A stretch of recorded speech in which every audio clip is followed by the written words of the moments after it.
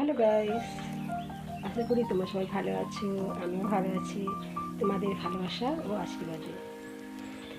বন্ধুরা, আজকাল প্রায়শই একটা কথা শোনা যায়, আমি কি এমন পাপ করেছি, কোন পাপের শাস্তি পাচ্ছি, বিধাতা কেন আমায় এত কষ্ট দিচ্ছে। একটি কথা মনে রেখো, তুমি যেমন কর্ম করবে তেমন ফল ভোগ করবে।